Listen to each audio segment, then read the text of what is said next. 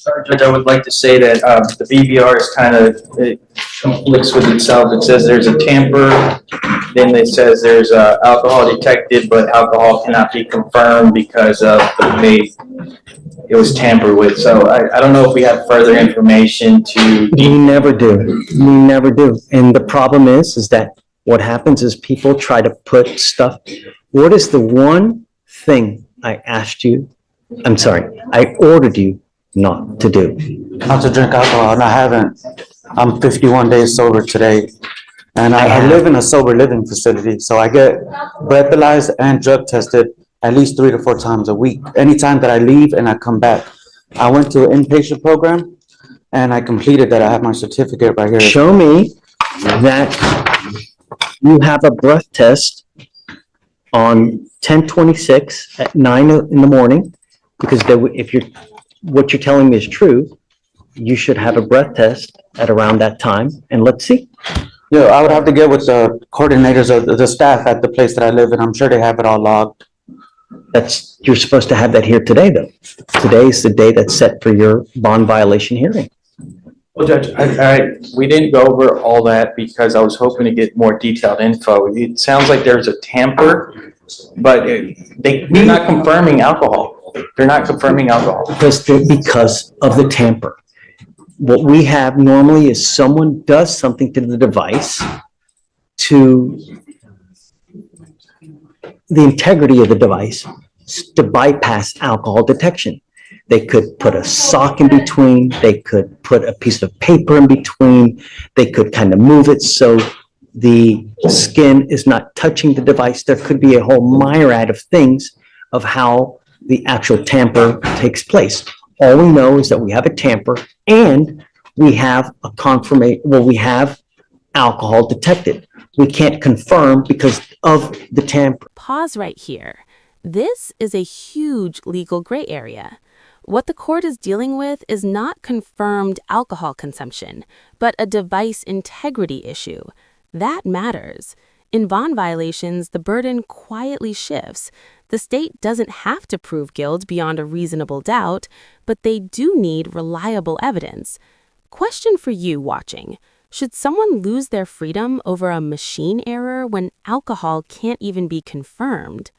The nature of the tamper prevents confirmation of alcohol. Judge, sometimes these devices, they're not perfect, Judge. They can't ever tell me what happened. So if there's ever a problem with the device, it is your responsibility to go to the place and get it fixed. Yes, sir, and I did.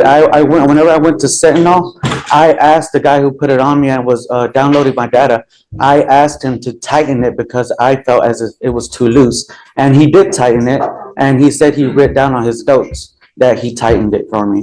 I've been sober for 51 days, and How do I know that? I have my certificate that I went to an inpatient program, and I'm living currently in a sober facility. And I'm doing that for myself because I do have an alcohol problem, and I'm 51 days sober as of today.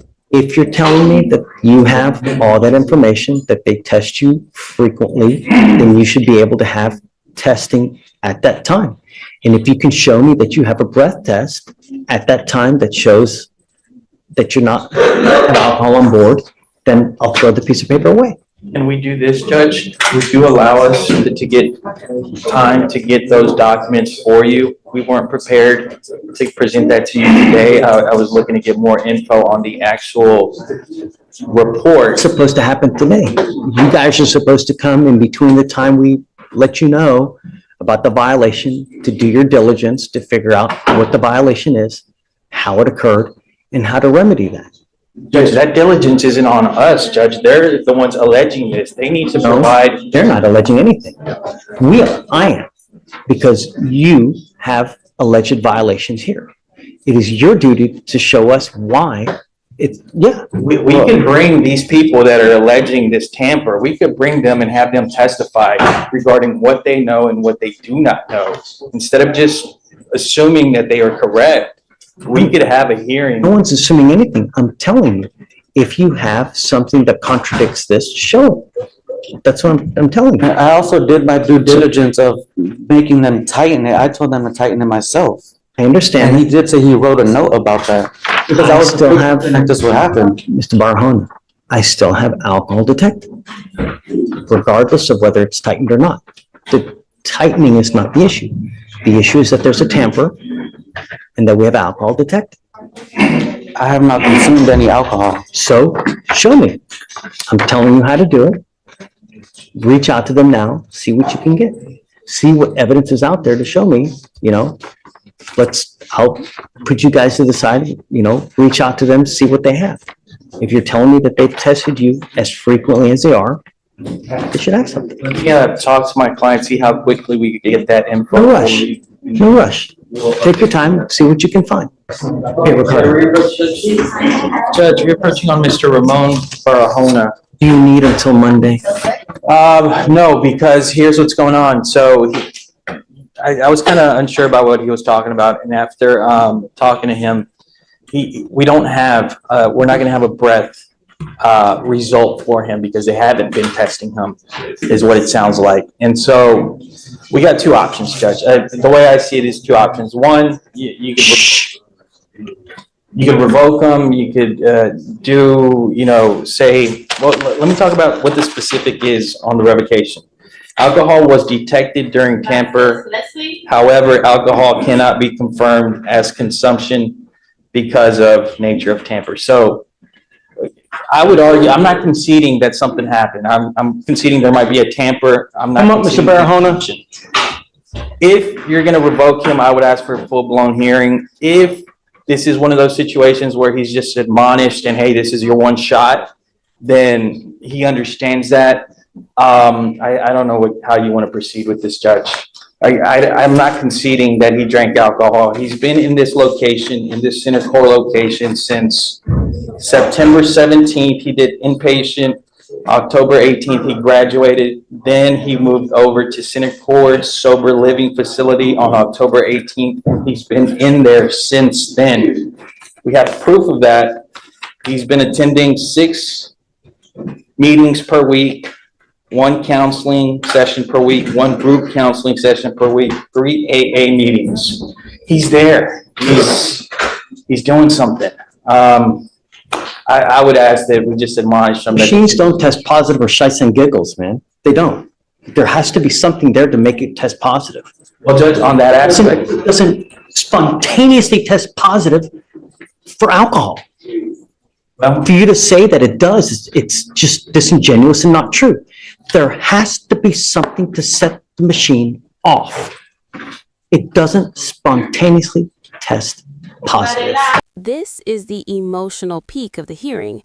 You've got the judge trusting the technology and the defendant insisting on sobriety. Both can't be true, but the system usually sides with the machine. Here's the real issue. SCRAM and alcohol monitoring devices are powerful, but not infallible.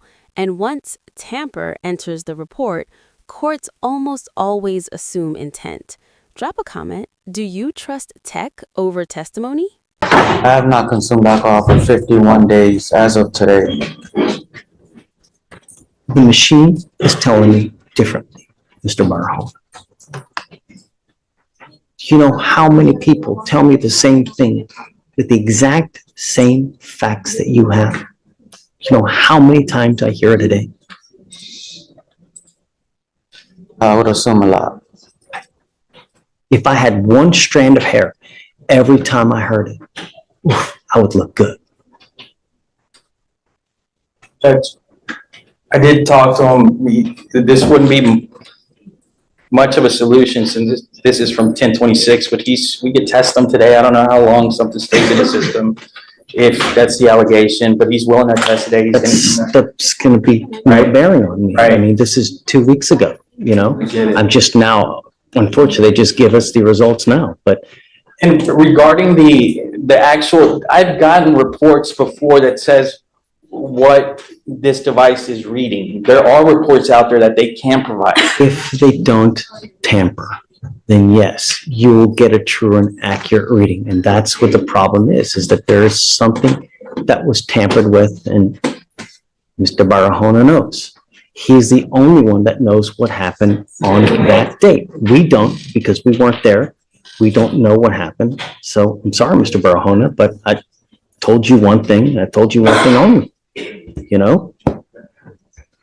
I would like to state the fact one more time that I did tell the people at Sentinel to tighten it because I didn't want something like this to happen. I don't This think is it's, not a matter of tightening. It's a matter of alcohol detection. If a device is loose, it's not going to test positive for alcohol. You understand that? I Just, understand what you're, there has to be an intervening event that has alcohol in it for it to test positive. And there's something seriously afoot because the device is telling us that someone is messing with the machine. If we not had the messing with the machine, then we would know whether there was true alcohol consumption or not. But here we have a positive and that you're messing with the machine. Okay, goes with you.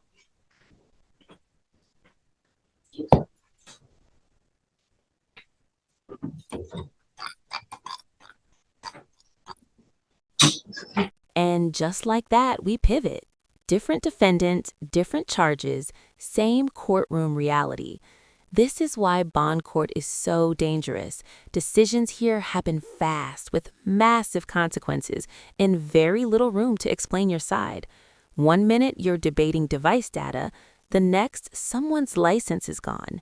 Stick around because this next case escalates quickly.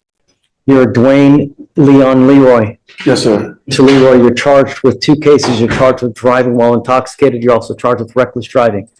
On the DWI, you're facing up to 6 months in jail and or a $2,000 fine. On your other case, you're facing up to 30 days in jail and or a $500 fine. We're going to do probable cause. You have the right to remain silent. Anything you say can and will be used against you. You have the right to have an attorney present. If you cannot afford one will be appointed to you, sir. On November 3rd, 2024, officers observed defendant's motor vehicle traveling at a high rate of speed, 105 miles per hour, making unsafe lane changes, cutting off several other vehicles, and driving through narrow 2-lane construction zones and on the Sam Houston Tollway. The officer was able to catch up with the defendant and initiate a traffic stop. Officer made contact with the driver and observed mild odor of alcoholic beverage, red bloodshot eyes, and a slight sweat. Officer observed a brown bottle of alcoholic beverage under the passenger seat, open and half empty. SFST is administered, HGN 4 out of 6, walk and turn 4 out of 8, 1 leg stand 3 out of 4. Defendant denied drinking anything, then claimed to have only consumed 1 beer. And DICs were read and breath was refused. Blood search warrant was obtained and executed. Are you telling me that he's going through a construction zone at 105 miles an hour? That's what I have here, Judge, per the dams. Any prior DWIs? Mind checking? Or any kind of other reckless driving? I don't see anything that has to do with driving on his record. There's a lot of construction on the toll road. If you're going that fast, probably pass through it, you know, rather You're quickly. supposed to slow down at an extreme slow place when you're I agree. extremely slow pace when you're going through a construction zone. I agree. Mr. Leroy, I'm going to find that there's probable cause to go forward with the case, and I'm now taking away your privilege to drive. You're not allowed to drive at all. Do you understand? Yes, sir. You will be signing an affidavit with me, and I hope that you take it seriously, because if not, you will be facing 6 months in jail and a $500 fine every time you drive. And I don't care what your excuse is. Mother Teresa needs a ride to church. You come down, we will have a hearing, and you're facing 6 months in jail and a $500 fine every time you drive. I'm also ordering you not to consume alcohol or illegal drugs, and I'm going to randomly test you. If I find that you're consuming alcohol or any kind of dope, likewise, you will go to jail. You will not get any more PR bonds. Do you understand? Yes, sir. These are 2 different affidavits that you're going to be signing. So if I find that you drive, and I don't care what it's for, I will have 2 contempt hearings every time you drive. You have a lawyer. It is your responsibility to stay in touch with Mr. Adel, and he will tell you when you have to come back to court. If he comes back to me and tells me he can't get a hold of you, you pick up a new case. You violate conditions, I will put you in jail. You will not get any more PR bonds. Do you understand? Yes, sir. Okay. All right, we'll have you go. Thanks. All right, you are Eric Matthew Mack. Yes, sir. Mr. Mack, you're charged with criminal trespass. You're facing up to 6 months in jail and or a $2,000 fine. You're also charged with interference to the duties of a public servant. On both of those, you're facing up to 6 months in jail. We're going to do probable cause. You have the right to remain silent. Anything you say can or will be used against you. You have the right to have an attorney present. If you cannot afford one will be appointed to you, sir. Okay. On October 30th, 2024, officers were patrolling an apartment complex in Harris County, Texas that is known to have a high amount of crime. Officers are familiar with the property manager who has complained about trespassers in the past. There were multiple no trespassing, no loitering signs throughout the apartment complex. Officer observed the defendant walking around the apartment complex wearing a hoodie with the hood up and a mask covering his whole face and holding an unknown object in his pocket. Officer asked if the defendant lived in the complex and the defendant did not answer. Officers believe that crime was afoot as defendant refused to remove his hands from his pocket. Officers attempted to Terry frisk the defendant for any weapons. The defendant refused to be patted down for weapons. Officers attempted to detain him for a criminal trespass investigation, but he refused to be placed in handcuffs. He resisted to be placed in handcuffs, and it took 4 minutes. It took 4 deputies to detain him as he kept pulling away and moving his hands away from each other. It was determined that the defendant did not reside at the apartment complex. Mr. Mack, I'm going to find that there's probable cause to go forward with the case. How old are you, sir? What do you do for a living? Why not? Sorry? I can't hear you. There's so many people that are hiring, it's ridiculous. Did you graduate from high school? Yes, sir. Okay, so what's the next move in your life? You're 21, you ain't got no job. What are you doing with your life? Military. That would be a great idea. Holy moly, that would be awesome. Really. That will give you structure, it'll give you discipline, and it'll get you a job. That would be a fantastic thing to do. But jobless, no prospects, no future at 21, that's not going to bode well for you. So I'll appoint your lawyer today, but it's one of the 2 things. Great idea if you want to go to the military. If not, you must get a job, and I'm making that a condition of your bond. Do you understand? Yes, You sir. cannot just smoke weed and play Xbox and do nothing all day without no regard to your future. It's not going to happen.